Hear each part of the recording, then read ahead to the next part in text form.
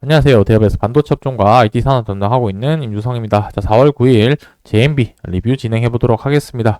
자, 주가에 영향을 미치는 요인들이 어떤 것이 있는지 대해서 오늘 영상에서 말씀드리려고 합니다. 자, 여러분들이 가장 궁금하신 부분이실 거라고 생각이 드는데 이 부분이 결국 100% 정확하게 주가에 반영이 된다라고 말씀은 못 드리지만 그래도 큰 방향성은 가지고 투자에 필요한 정보를 얻어 가시면서 여러분들이 투자를 할 때 근거를 삼으시면서 하면 좋을 것 같다라는 생각이 들고 있습니다. 자, 그래서 먼저 첫 번째로는 긍정적인 영향 부분. 긍정적이라고 한다면 주가가 상승할 수 있는 모멘텀이 될 수 있겠죠. 그 부분은 어떤 것이 있는지, 그리고 관련된 뉴스 기사는 어떤 것이 있는지 한번 살펴볼 거고, 그리고 두 번째로는 부정적인 부분, 주가가 하락시킬 수 있는 부분, 그리고 마지막으로는 차트 가격에 대해서 한번 말씀드려보도록 하겠습니다. 만약에 상승을 한다라고 한다면 어떤 구간에서 저항받을 수 있을지, 그리고 그 다음에 하락을 한다라고 한다면 어떤 구간에서 지지받을 수 있을지에 대한 내용으로 여러분들에게 영상에서 말씀드리려고 하니까 좋아요, 구독 한 번씩 눌러주시고 영상 시청해 주시면 감사하겠습니다. 자, 먼저 긍정적으로 끼칠 수 있는 요인들이 어떤 것이 있는지, 그리고 뉴스 기사를 보면서 한번 말씀드려보도록 하겠습니다. 자, 먼저 그 삼성전자가 좀 수혜를 받을 수 있을 부분이라고 한다면 이 부분이 좀 가장 크지 않을까라고 생각이 들고 있습니다. 아무래도 삼성전자가 해외 쪽이나 그다음에 국내 쪽에 공장을 짓게 된다라고 한다면 필수적으로 들어갈 수 있는 부분들이 딱 정해져 있죠. 설비, 그리고 관련된 유틸리티.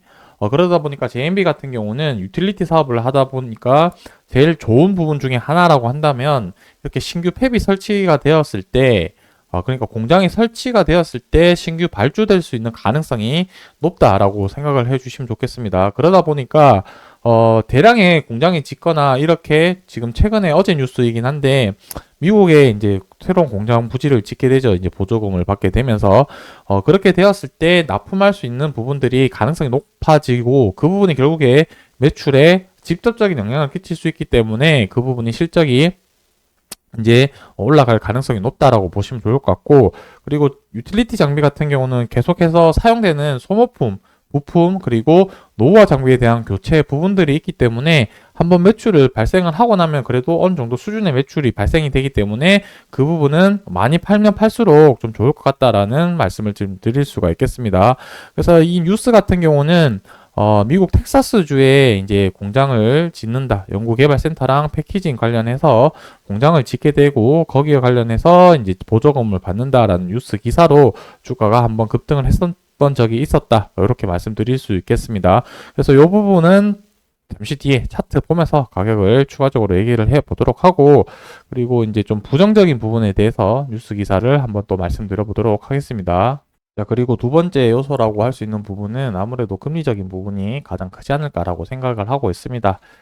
이 부분에 대해서 조금 좀 자세하게 한번 말씀드리려고 하는데, 자, 첫 번째는 반도체 업황이라는 것 자체가 금리와 좀 동행하는 그런 그림을 보이고 있죠. 아무래도 전망 산업에 대한 투자나 이런 부분들에 위축을 불러일으킬 수가 있고, 최종 고객사, 그러니까 일반 사람들에 대한 그런 수요가 많이 줄게 되기 때문에 결국에 반도체 업황이라는 것 자체는 금리와 직접적인 영향을 끼칠 수밖에 없다라고 좀 설명을 드리겠습니다.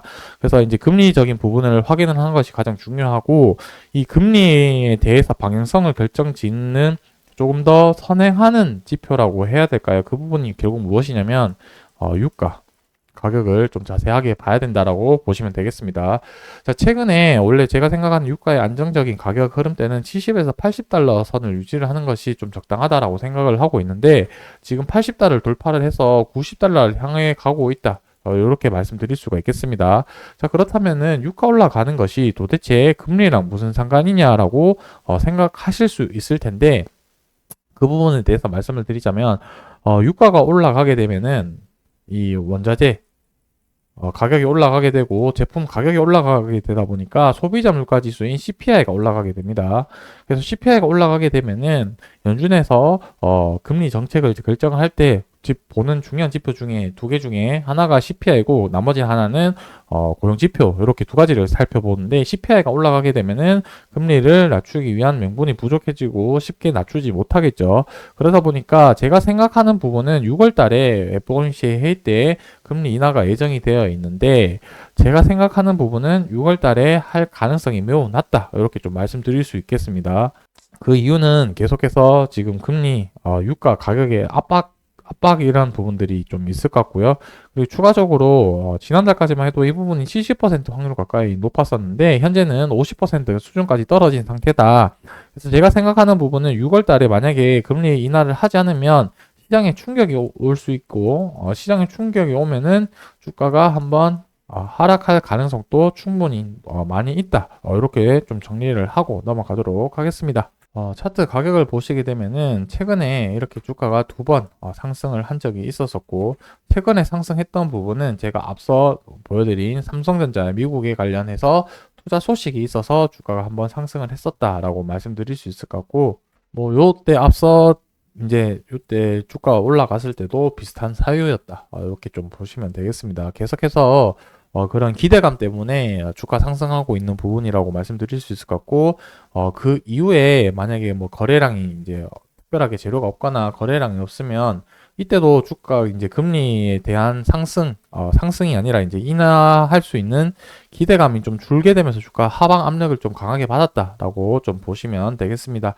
자, 그래서 최근에 주가가 한번 이제 윗꼬리를 달고 계속해서 좀 저항받는 구간이라고 한다면 여기 초록색 선인 이제 60일 이동 평균선 가격에서 좀 저항을 받고 있다. 현재로서 가격은 한 12,000원 정도 가격이 좀 저항 라인대인데 이 저항을 돌파를 하고 나서 다시 안착을 한다고 한다면 이 가격이 또 지지 라인이 될 수 있겠죠.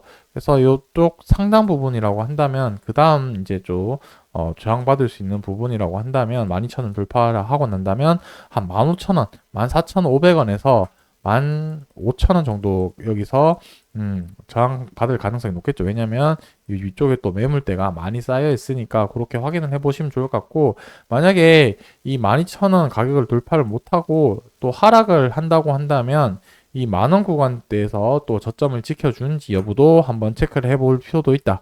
만약에 이게 이탈을 하고 전저점인 9,000원까지 또 이탈을 한다고 한다면 다시 바닥을 다질 때까지는 좀 관망하는 그런 흐름으로 가야 되지 않을까라고 생각을 하고 있습니다.